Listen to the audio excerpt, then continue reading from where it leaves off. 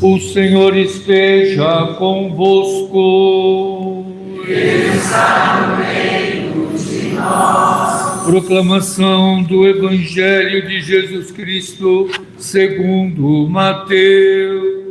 Glória a vós, Senhor.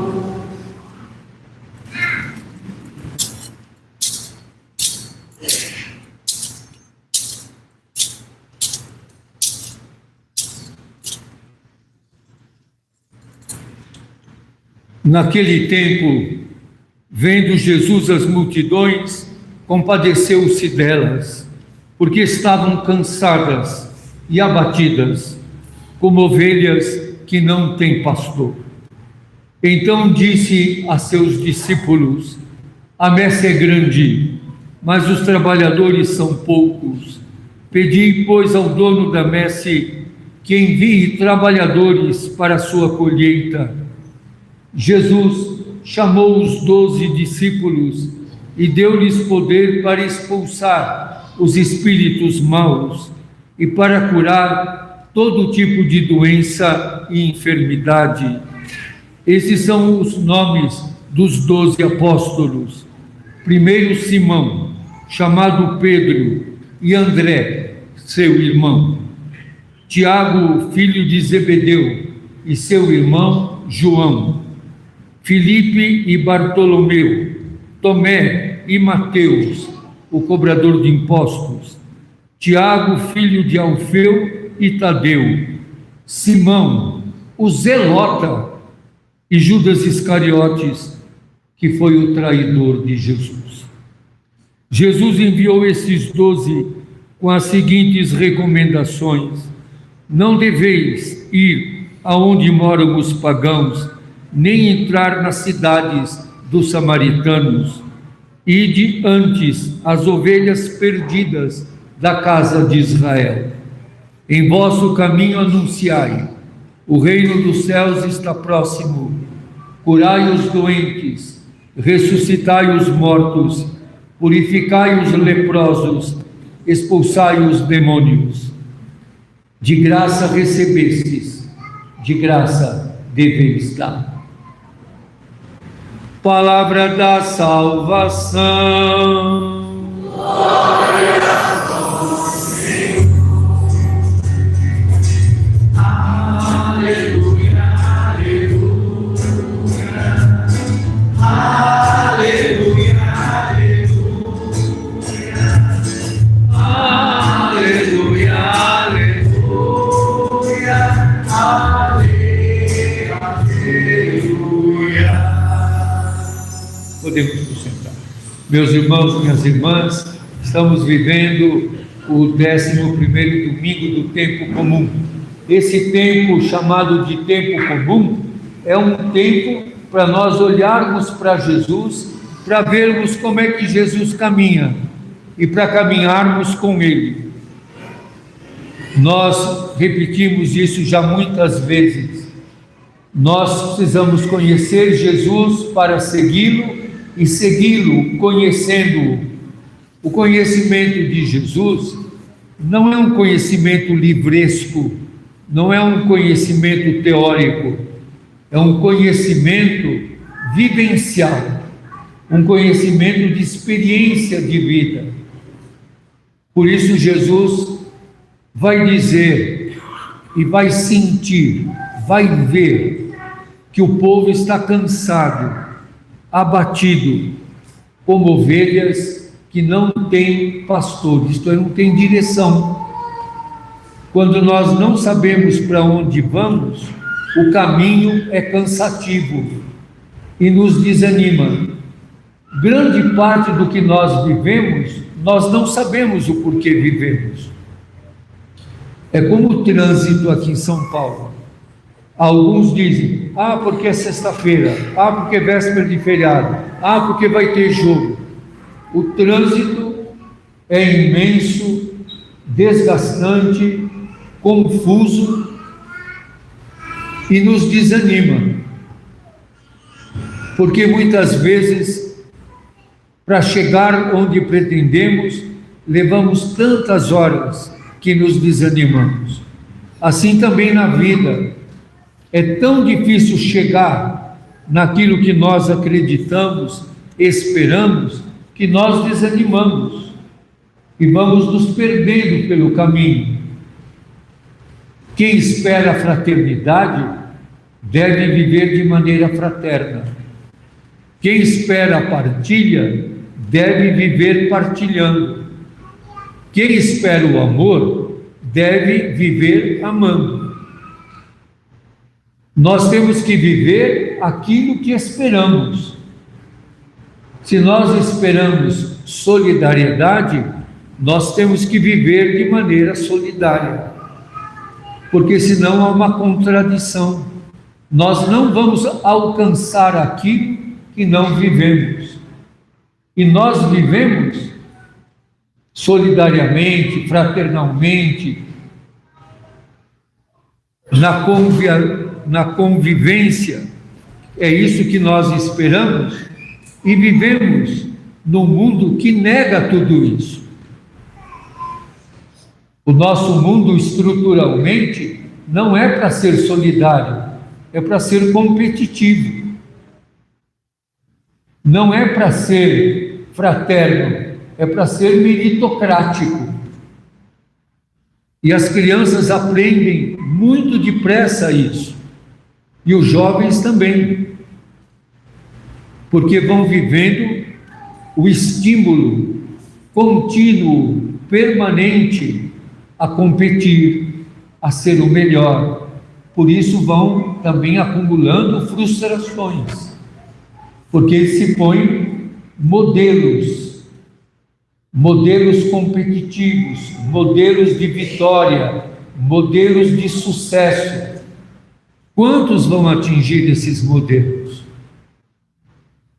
E nunca a fraternidade, a solidariedade é colocada como meta. Nós não educamos as crianças para serem solidárias, mas para serem competitivas.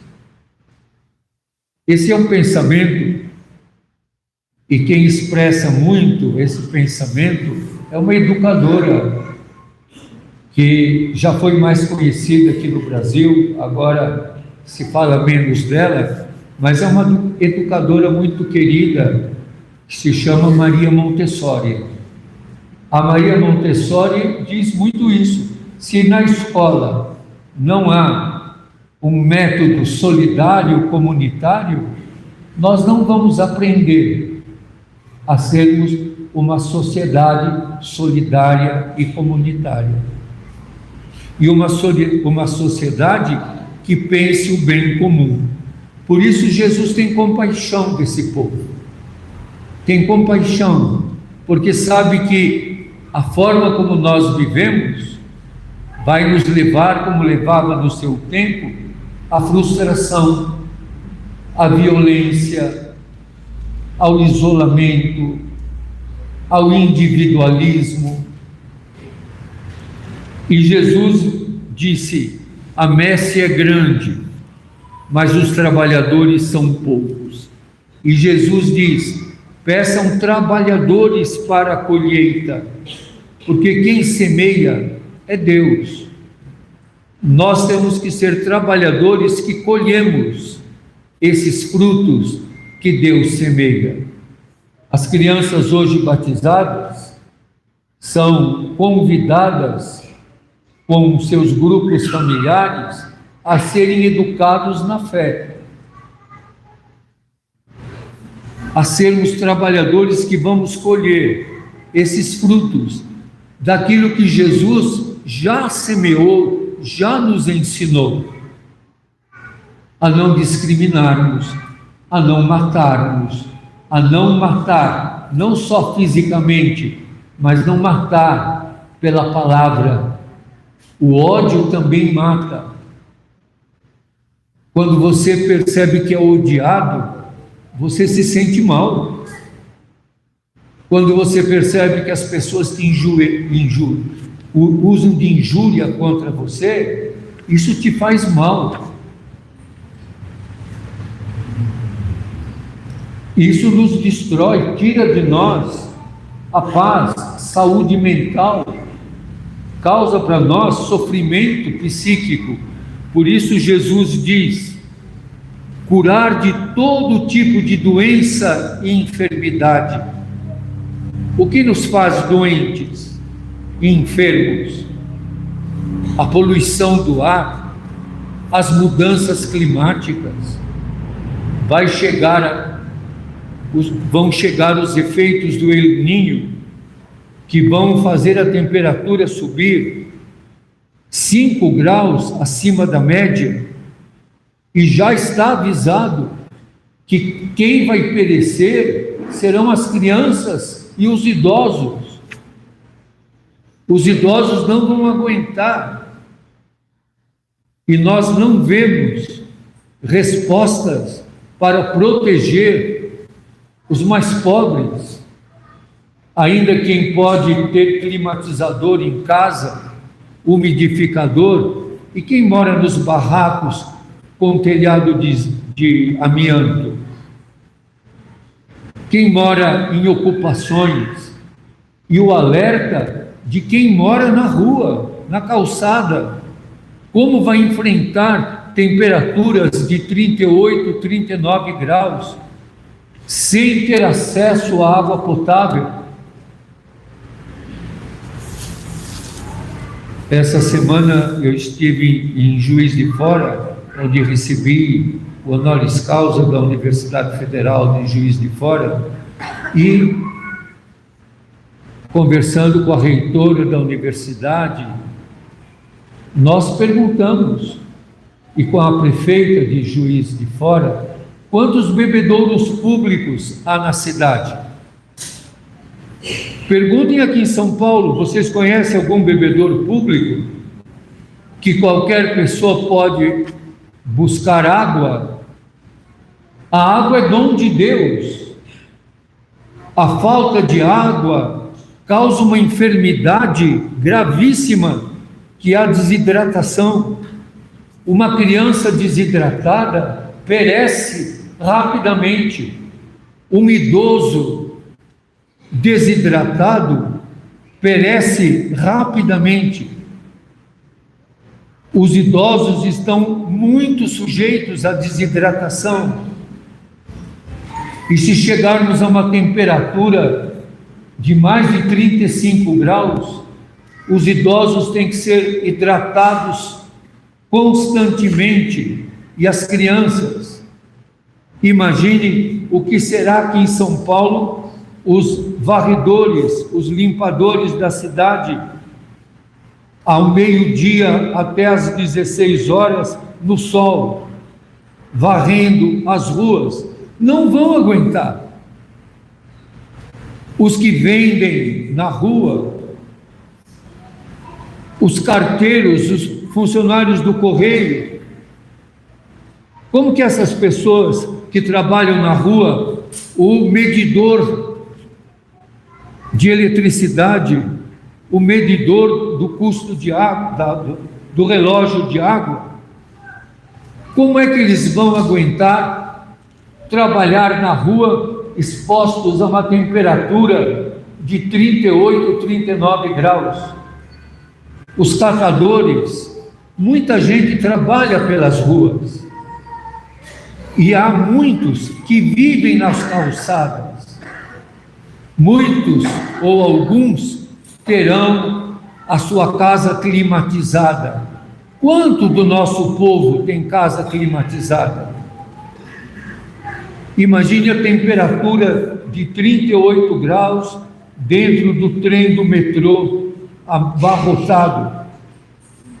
As pessoas vão perecer, vão desmaiar, vão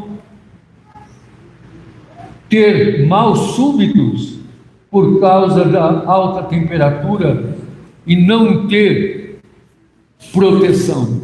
Jesus envia para curar todo tipo de doença. Como é que se cura a hidratação, a desidratação? Hidratando, garantindo acesso à água. Tem que prevenir, não tem que esperar a pessoa ficar desidratada. todo tipo de enfermidade, o que está disparado na nossa sociedade e que tem muitas pessoas afastadas do trabalho por distúrbios, por sofrimento mental. Essa é uma enfermidade que está atingindo de maneira, vamos dizer, democrática todas as classes sociais. O sofrimento mental. Nós estamos vendo a dificuldade de aprovar o fim da escala 6x1. A maior parte das enfermidades são decorrentes do trabalho em condições inadequadas, insalubres, competitivas. Se vocês olharem os funcionários que sobraram no sistema bancário, estão ficando, e a grande parte dos trabalhadores do sistema bancário, com sofrimento mental, porque tem que bater meta. Jesus chama esses 12, e pela primeira vez eles são chamados de apóstolos, e começa com Simão, que negou Jesus, e termina com Judas Iscariotes, que traiu Jesus. E no meio deles tem o Mateus, que é um pecador, cobrador de impostos, e tem o Simão, que é um revoltoso, um zelota, que era do partido dos revolucionários no tempo de Jesus. A gente diria, Jesus, eu já disse isso aqui, em RH foi péssimo, porque dos 12 que ele escolheu, um negou, o outro traiu, e os outros todos fugiram, ficaram com medo.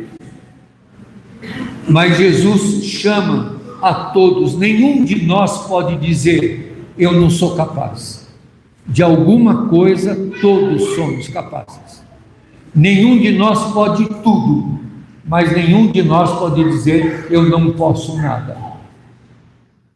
Você pode fazer a coisa mais simples, que o Evangelho diz que não ficará indiferente diante de Deus. Ofereça água para quem está com sede. Perturbe lá no seu condomínio, se agora no El Ninho vai ter um ponto de água para todos. Outro dia eu falei que todas as igrejas nossas teriam que ter um bebedouro na porta. Na nossa igreja provisória, nós temos lá um bebedouro na porta, onde os policiais que estão na 8º DP vão buscar água. Os guardas civis metropolitanos vão lá pedir água. Os jornalistas que cobrem a prisão de alguma celebridade vão lá pedir água. Os presos que ficam lá no carro da polícia horas sem água, nós oferecemos água e queremos agora, no fenômeno El Ninho, ter um posto de socorro e de hidratação para os moradores de rua, para os transeuntes, para os catadores, para os trabalhadores que estão na rua. Então, esses 12 escolhidos são de diferentes situações, como nós. E Jesus diz, ide as ovelhas perdidas. Jesus não chama os religiosos, os piedosos, os teólogos, os doutores. Deus chama, e aqui Jesus chama os pescadores, pecadores, aqueles que estão todos fora da regra religiosa. E diz, ide para as ovelhas perdidas, por aqueles que estão sem rumo, anunciai que o reino está próximo, curai os doentes. Essa é a grande preocupação de Jesus, curar os doentes, dar vida para quem está morto, purificar os que estão afastados são tratados como leprosos. Expulsar o demônio que divide e que ensina maldade. E diz: de graça recebestes, deveis de graça dar. Não façam da religião um negócio. Não façam da fé em Deus um privilégio. O amor de Deus é para todos, para todas. Amém.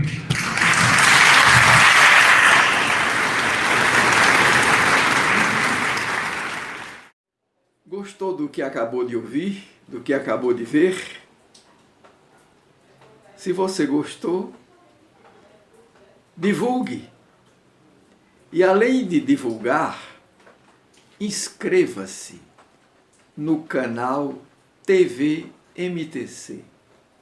Simples assim. Aperte no botão inscreva-se.